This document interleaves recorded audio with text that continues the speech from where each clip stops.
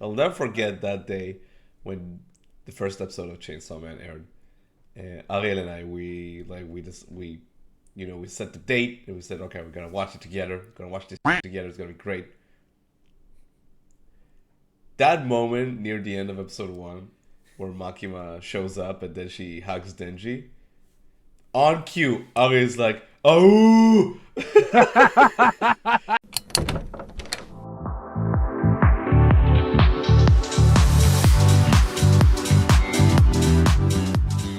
Hello everyone and welcome to Anime Club, After Dark's movie reviews, a discussion detailing the good, the bad, and the downright ridiculous of anime movies. I'm your host Alex, but you can call me Senpai, and joining me tonight I have our poser extraordinaire Nitai. It's good to be here with you, Alex. It's That's not a lie. gonna be It's good not. for very It's long. not. That's a lie, actually. Why was I subjected to this film? Why? Why are we here? Why are we still here? Just to suffer? I'll get to that in a second. We also have Anonymous Orphan number 9, Chinoda. Oh my god.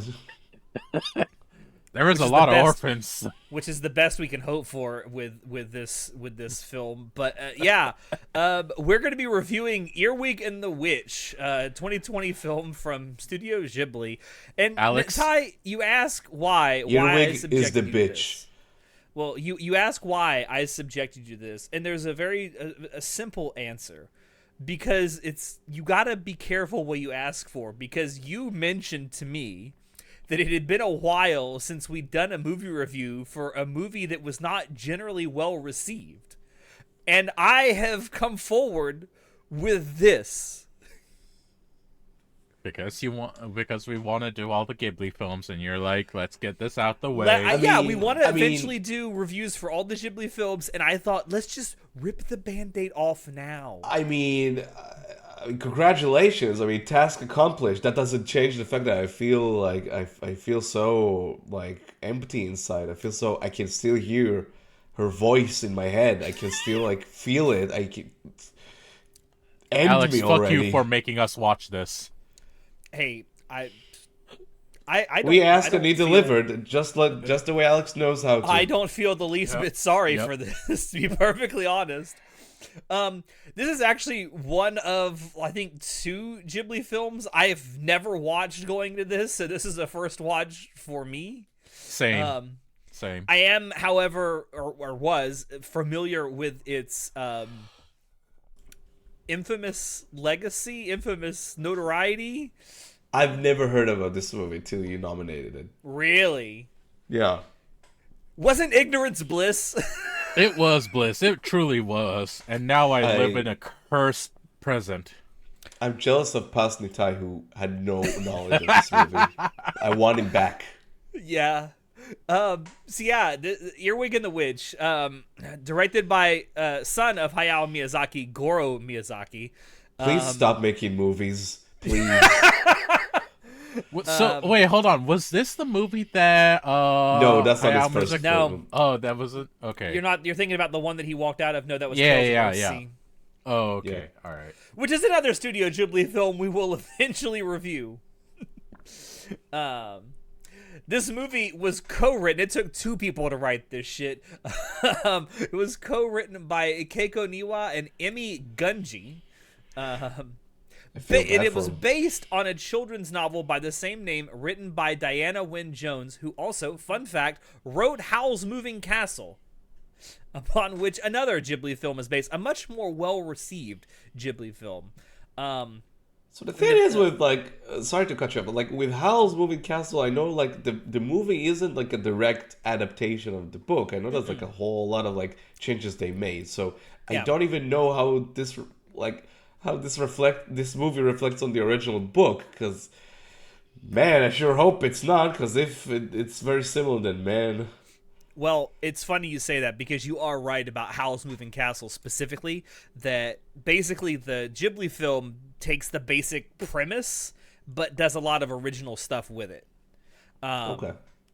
And I have never read the novel Earwig and the Witch that this is based off of. One thing I do know about it, it is the final novel that Diana Wynne Jones wrote right before she died. So, womp womp, I guess. Oh my god. The novel could be really, really good. I don't know. I didn't really look into how well received the novel itself was. But anyway, as I said, this was done by Studio Ghibli. There was co-production assistance by NHK. And this film was originally scheduled to premiere at the 2020 Cannes Film Festival. Something else was happening in 2020 that made that not happen. Yikes. Yeah, there was a bit of a coof going around, as some of you may know. Just a wee bit. It instead ended up premiering cold, later bro. that year at the Lumiere Film Festival in Lyon, France, and it premiered in Japan on TV of all places as a TV movie on NHK General TV on December 30th of 2020. And it So it finally didn't got release in theaters? it did get a theatrical release on August 27th of 2021. What a weird way to do it, huh? Yeah. Now I here's feel the thing. bad for anyone who paid money to see this in theaters. God damn. Here's the thing. I could not find any budgeting information. That probably might be deliberate on Studio Ghibli's part. They probably don't want to know how much money they wasted on this movie. But the worldwide box office returns as of May 2025 are $842,744 Now, I'm no expert, but I have a sneaking suspicion it cost more than that to make this movie. This must have been I wonder. bad flop. I do wonder, actually, like, if how much of a...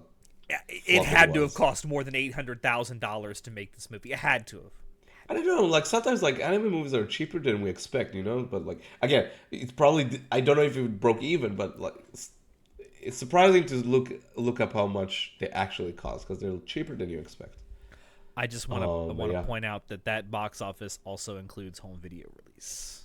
Oh, I wow. see, I see. So, yeah. It's not good.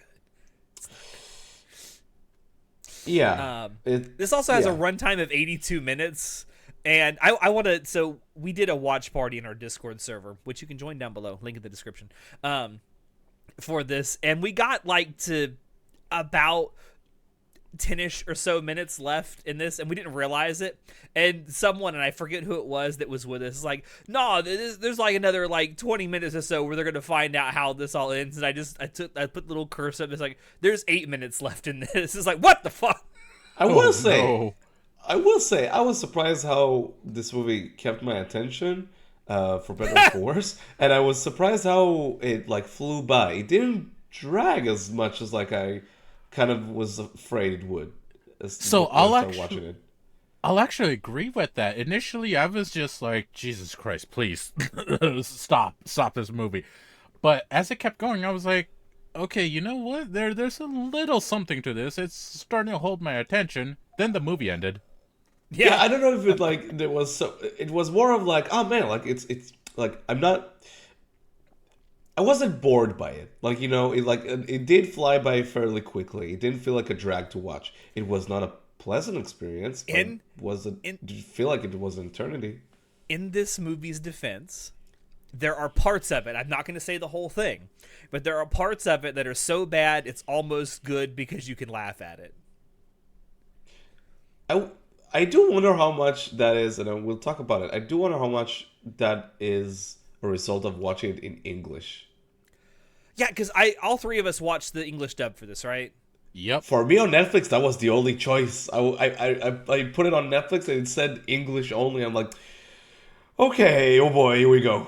Now, see, I watched it on HBO Max because it's available there. I assumed it was only available in English because I typed in Earwig and the Witch and only one thing came up and it was only available in English. Apparently, according to Shinoda, it is also available in Japanese under a different name or something. No, it's the same name, but it's just Earwig and the Witch quotes Japanese audio. I literally typed in Earwig and the Witch and that did not come up for me. I will take a screenshot later. I'm not doubting you, but I made a conscious effort. It's like, I'm not going to read this movie. I don't. Listen, So, I did like when I saw that it was in Japanese as well, I said, "Oh, okay, let me check it out." I watched a couple minutes of it in Japanese. I fucking hated it. I Really? instant, yeah, which That is sounds really weird harsh. because you guys know me. I fucking watch everything in sub most of the time. But I watched a couple minutes of it. I'm like, I think it's because of the animation style, how it's in. It's so reminiscent of a Western style of animation that I was just like, hearing Japanese come out their mouths is super weird to me. So I actually had to switch back to the dub. I would like to point out that for at least the Japanese dub of this film, um, most of the cast that they ended up going with are not voice actors. They're TV and movie actors. So if you go look on their That's Mal pages, it's like maybe this and one other thing they've ever done voice work in for anime. but that's something that like a few Ghibli movies are kind of like they're known for sometimes not bringing like voice actors from the anime industry to perform like the characters, you know. So like Yeah, but that's it makes not me wonder: are necessarily these actors good actors? that's a different story. But I will say so. Like watching the dub, I feel bad for like whoever performs like the main girl, Erica. Like Erica Wig. like that like she wasn't good, but I don't know how much that to blame on her or the script. Cause man, like I'll just cut to the chase. This is the most obnoxious main character I've ever seen in anime movies ever. Yes, thank you. Oh my In a weird way, god! though, I kind of understood it because she was such a bratty child. I'm like, No, dude, she's dude. acting like There's a been child. Bratty, and then there's been this. Oh Yeah. my god! I could. That was hard. I think the fact that she's kind of a very unlikable main character. Like, see, with like most Ghibli films, their protagonists are generally likable people. They might do some bad things or they Even might make charismatic. mistakes. And yeah, they're charismatic too. But she's a child character, and I know that children can be just generally obnoxious anyway. So maybe that's a credit to her as a written character. I don't know. But it's really hard to want her to succeed watching this movie. I just want to like go back to the orphanage where you fucking belong, bitch. She's awful. Like, dude, like from the get go, they like put her up as this like very smug character. It's like, oh, I run this place, and I'm like, okay, sure, let's go with this. Like, see where it goes. Like, maybe it's like a humbling kind of a story. Maybe it's like I don't know what the intent is, but okay, you're portraying this character as being very smug, very know-it-all, very like ahead of everyone else. Okay, she just remains the same for the entire movie, Can we? and she doesn't let up. And I can't stand it. I can't. Shut the fuck up, please. Shut the fuck up. I don't want to hear about I don't want to hear about your fucking friend from the orphanage. Lucky for him, he doesn't have to hear you anymore. God, oh my God. The Whoa. real reason he didn't want to visit her later. Yeah. I know, right? No wonder her mother left her. Can we? Oh! I mean, but aside, wow, that's a wild thing to say. Um, so besides the obviously obnoxious main character, can we talk about the other thing that really stands out about this movie, especially being a Ghibli film, and that's its art and animation style? I wanted to turn it off so many times. Now I'm gonna do a little defense here, and it's really really hard for me, so bear with me. I know a lot of people look at 3D CG stuff and they cringe and they wince, and I'm gonna sit here and tell you, if you sit there and watch Shrek and think that's a good movie, shut the fuck up, okay? Yep. Shrek is a great movie. It's a masterpiece. Shrek is a fucking masterpiece, and I will not have anyone tell me different. I didn't hate the way this film looked, but I will say it didn't look like a film that was made or was originally scheduled to come out in 2020. It looks like a mid-2000s DreamWorks animated movie. It's interesting because you kind of see the intent behind it. You look at these characters, and the moment you start imagining them in 2D, you can see you can see how it's like, oh, it could look like a Ghibli movie, right? Like you Yeah. see some of these designs and some of these expressions, and you try and imagine them in 2D. It's like, okay, I can see how that works, but there's something kind of.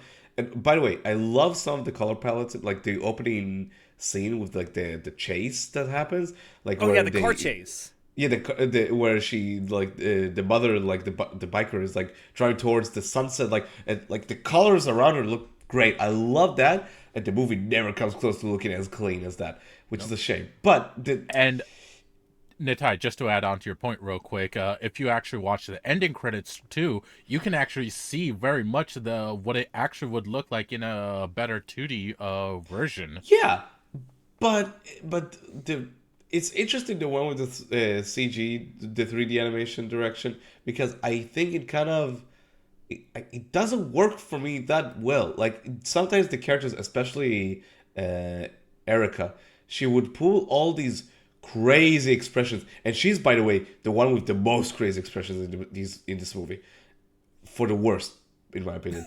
And she pulls these like very much Ghibli-esque expressions, and I can see how it works in 2D, but in 3D, it doesn't feel right. There's something so off about it. It feels not even cartoony, which makes it, anime, but it feels so Soulless. like not.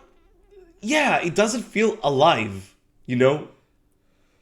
I would say, in fairness to the people who did work on this and animating it, with regards to like the character designs, they did pretty much lift the character design straight from the illustrations in the novel that it's based off of.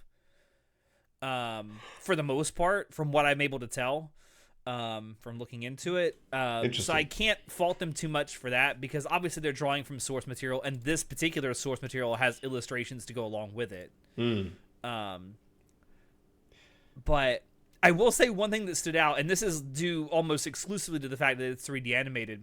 With regular 2D like anime stuff, when they do the dub, nowadays, it's not so much the case back in the day, but nowadays the people who dub it take great pains to try and at least make the stuff they're saying in English relatively match the mouth flaps. Yeah. In 2D animation, that's usually pretty easy, because it's literally just like 1 or 2 frame things that are just going like this.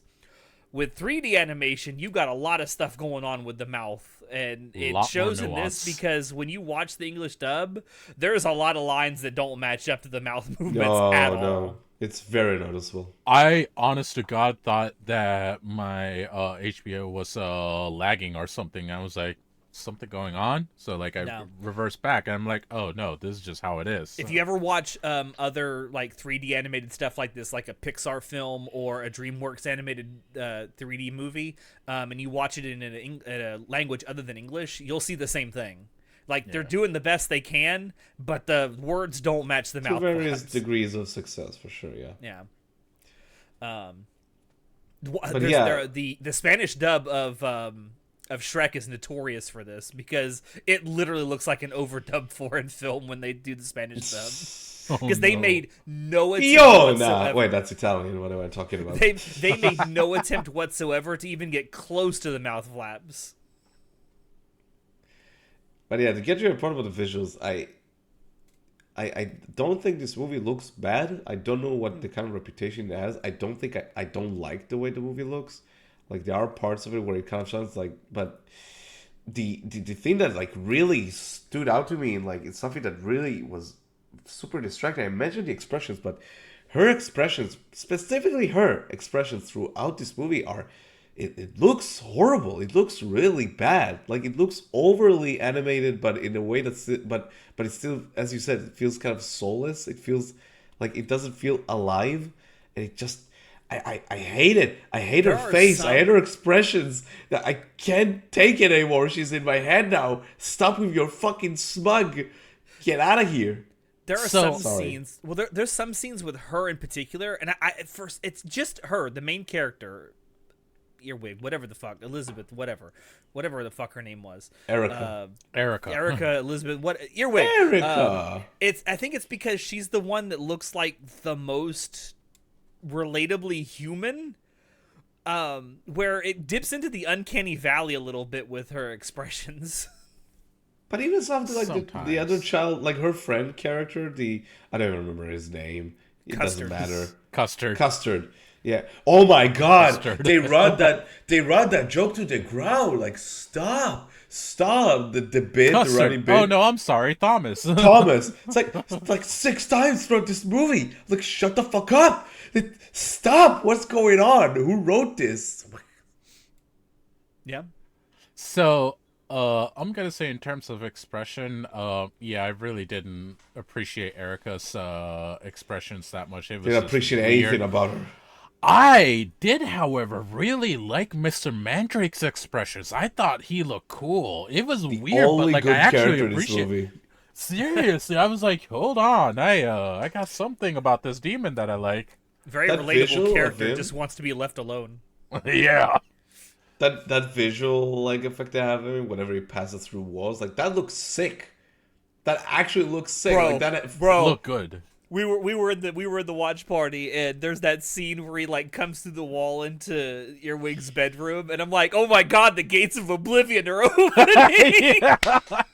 Because that's exactly what it looked like. It looked like a fucking oblivion gate from fucking Elder Could you Scrolls. imagine if? Could you imagine Patrick Stewart actually voiced him? No, Oh my Todd God. Howard. Todd Howard, come on. It just works. It just works. He was in the chess club. University of Texas. Sorry. Wrong meme. Yeah. But yeah, like I can't bring myself to hate like all of how this looks, because I can definitely tell, because this was the first and so far only Ghibli movie that's ever done 3D CG. And for a first attempt, I guess it's not the worst thing. It could have been a It's lot not. worse. I'll be But- honest. Watching it, starting off, I was very much caught off guard. But like, as it went on, I started to like it a little bit more and more. I'm like, okay, this isn't as bad as I initially thought. Honestly, I think Yeah. it just doesn't like sell itself as like a proof of concept of a CG Ghibli movie that well.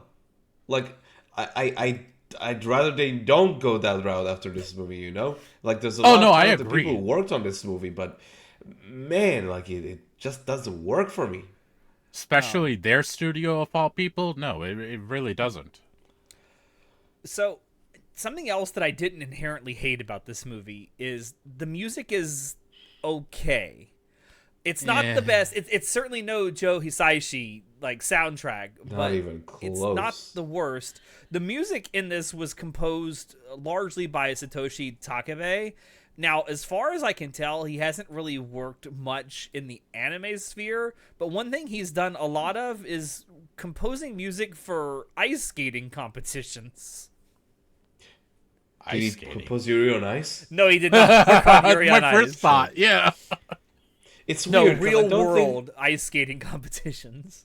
It's weird because I think the soundtrack on its own is like fine. Like there are some tracks where I'm like, that sounds like I dig it, but I think the music editing sucks in this movie. Like It does. I genuinely like. There's this moment at the beginning of the movie where both her and Custer they go up to the rooftop, and I think they had this very like banal conversation, like nothing really important to like their characters, and it like the music suddenly like crescendos and like comes to the forefront, but there's no payoff to that. It doesn't build on a specific emotion. It just she finished her line and like the music started like swelling, and then it moves to the next scene Well, and it just stops. And I'm like, That's not the only What time was this the point of happens. that? Yeah. That's not the only time this happens in the movie either, because happens multiple times. there's 3 or 4 times in this movie where it's almost like whoever was doing the sound mixing realized that, oh my god, this scene is really, really boring. We got to do something to get people's attention. It was like a musical version of putting Subway Surfers on the screen. bro, it's so weird. It's like the music is there only to serve as like a transitional tool between scenes. It's so strange, and it's Except for that one piece of music that Mandrake is playing on the organ. Like, that was actually pretty good. yeah, that was sick. But most of the music feels so in the forefront, like it's overcompensating, like it's trying to like elicit a feeling from you that it doesn't earn. Like it's weird. This movie is weird, man. The What's tone of going the on? music certainly didn't fit with the rest of the movie, unfortunately, and that just sucked. My biggest problem is there's quiet moments where you got like this nice like pastoral music playing in the background, and all of a sudden, like out of nowhere, because it's like the movie realizes that, oh my god, we've gone like 5 minutes and nothing's happened except an actually banal conversation that means nothing with just instant crescendo. It's like, Jesus Christ, it's like a musical jump scare. It's so noticeable. Like a good soundtrack, you don't think about it while watching the movie. Like it just blends really well. And it empowers the feelings that come from the scene. But this, you can't ignore it. It just walks right in. It's like, hello, motherfucker. You can ignore it. It's weird. Yeah. So I have a question for both of you. Sure. What the fuck is this movie about? Okay, I think that's kind of an unfair question, because I do think that some of Ghibli's finest movies are not necessarily about a plot and characters, but rather an atmosphere, a vibe, if you will, a sort of like magical like feeling. Like the plot of Totoro is basically, oh, they find this bear in the forest, and then one of them gets lost, and they find her. The end. That's the plot of My Neighbor Totoro. I mean, yeah. And that movie is great because it transports you to this like very whimsical, very magical countryside with all these weird creatures, and it's very much about the wonder of discovering this like nature, of discovering nature to some extent. So I don't think that's kind of fair, but I will say I don't think this movie has any substance beyond. I don't think it has any substance. Period. Actually, Yeah, I think that's a fair statement. I mean, it has like I didn't feel any wonder while watching it. I didn't feel any like, kind of like I didn't feel transported anywhere. I just felt miserable. Yeah, I just felt like I was watching a generic movie. There was no theme, nothing for me to latch onto, no overall story. Just story about a mother who's a witch, and then she's in a witch's house. I'm like, all right, whatever, sure. Story about I guess. of a daughter who's a bitch. God. And I'm just like, there's no overall theme, overall big picture that I can like latch onto. Just it's a big fat load of nothing. which is crazy because like for the first like 75% of the running time, I would say it almost feels as like the movie is building up to like, okay, we've had all this stuff and now there's going to be like a big 30-40 minute payoff to end this off, and you're gonna watch the character grow, and these the terrible people that she's been living with learn to like love her and love themselves and love life, and you're gonna like realize what the whole Earwig and the witch thing is about with the band that they put out there. And it's like, no, we gotta there's 10 minutes left in this runtime, we gotta go now. Like most of the movie is like slice of life. It's just like their day to day, like sort of living in this like house, and her interacting. I was surprised how small this movie is, and that's not like I'm not that's not like a bad thing necessarily. I kind of like that. It was very refreshing how it's very contained. Like after like the 10-minute mark, 15-minute mark, maybe 20-minute mark. Like the movie is only in the house, and that's it.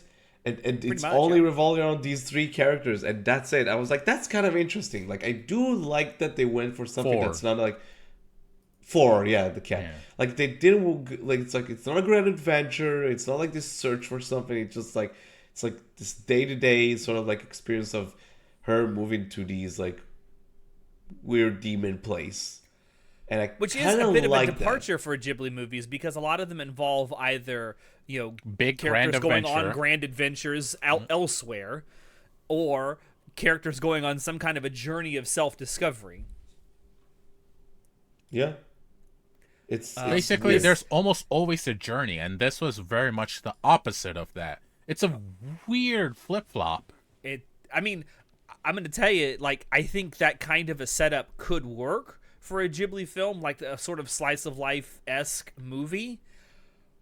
The problem is, this is not it, champ. No.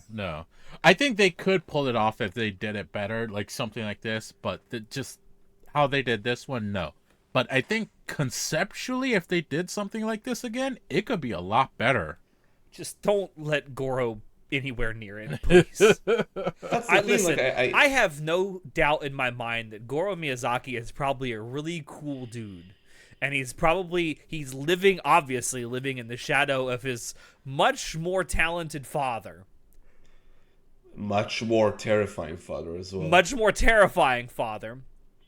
Like, I feel bad. However, I don't think filmmaking is for you, Goro. I'm sorry. No, I feel bad for him because, again, like, I honestly tried to give this movie like a fair shot, but it just shocked me how much I didn't enjoy watching. And I think nothing really like, again, like, I think there are like cool framing moments in this movie. Like, there's this moment where the Mandrake gets pissed off and he walks into Erica's room, and there's like, I really like that shot where she's like, you know, trying to like reach the back of the room, so she's like remains in the same position, and then just moves like a robot to like around the bed and like sticks to the walls, and like, it was like, that was a fun visual gag. And I think like there's obviously like thought and there's like an attempt and effort put into something here. It just doesn't work. The execution is not there. And I can't stress it enough how much, like, for me personally, like, that main character, like, dragged this whole movie down for me. I honestly couldn't stand it for 1 second. It was rough, dude. It was rough. Also, and again, this might be a hot take. I don't know. I just don't think, at least in the English dub, I don't think she's voiced very well. I think she sounds okay at best. Not fantastic. Not too bad. Just okay at best. She's so obnoxious, man. I'm sorry. I couldn't stand it. By the end of the movie, or spoilers, she's running the house and everyone's her bitch. I'm like, fuck off. I know.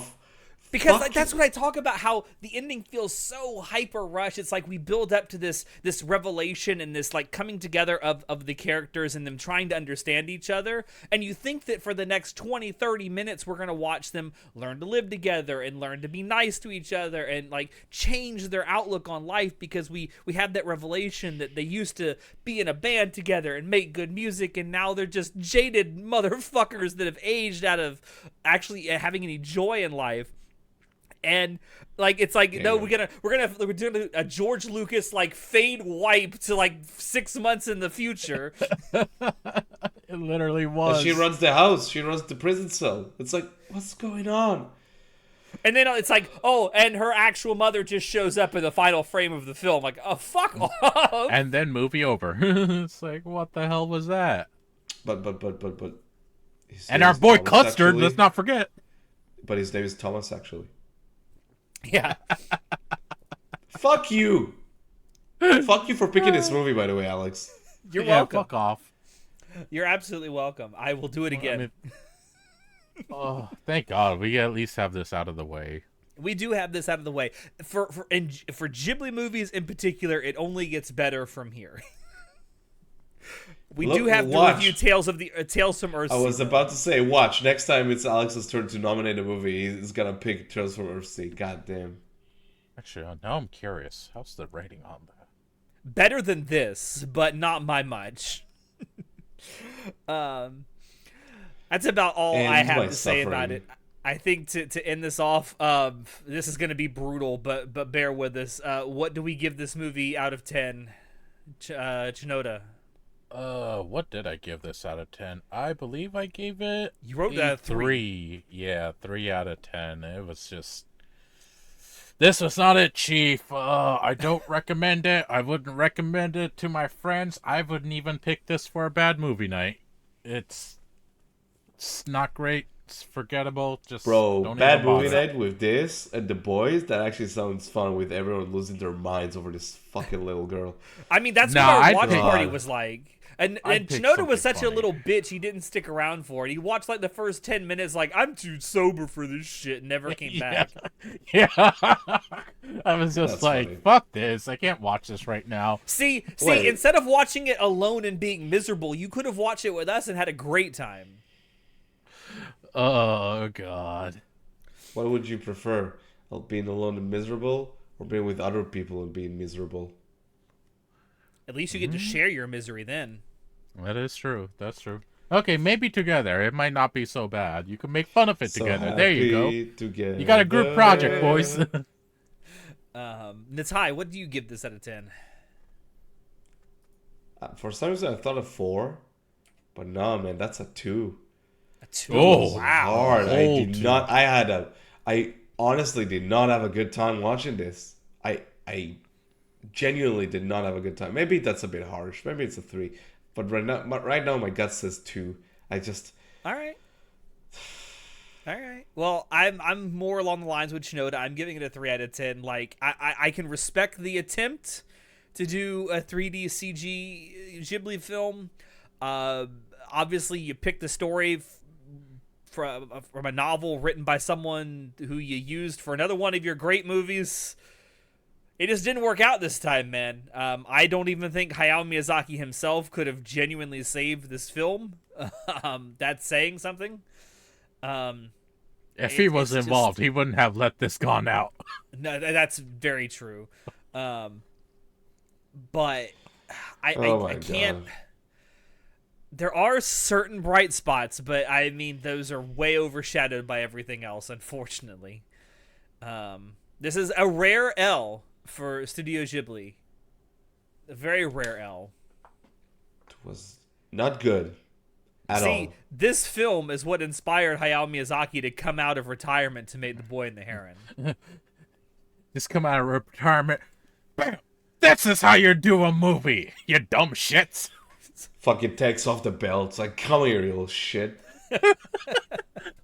Maybe if he did it. Anime was a mistake, and so were you. Well, this definitely was a mistake from conception to final product, 100%, and that's Just the best aborted. thing. That's the best thing I can say about it. Yeah, that is Anyway. our review of Earwig and the Witch. We have pulled the Band-Aid off. We are sorry you had to see that. I'm sorry that this film was made, but thank you everyone for dropping in to watch us talk about this absolute pile of shit. I'm gonna go watch The Room now because that's an infinitely better movie. Am I wrong? Am I wrong? That moment when the witch like hits her in the head. I did not do it. I did not hit her. I did not hit her. Oh, I hi, did Mark. not. Hi, Mark. So anyway, I was just saying.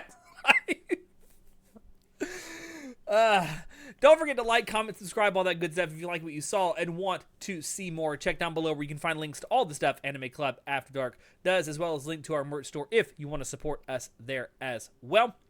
With all that being said, I have been your host, Alex, and we will see you next time. Say goodnight, guys. I'm going to bed. I'm gonna go watch Mission Impossible.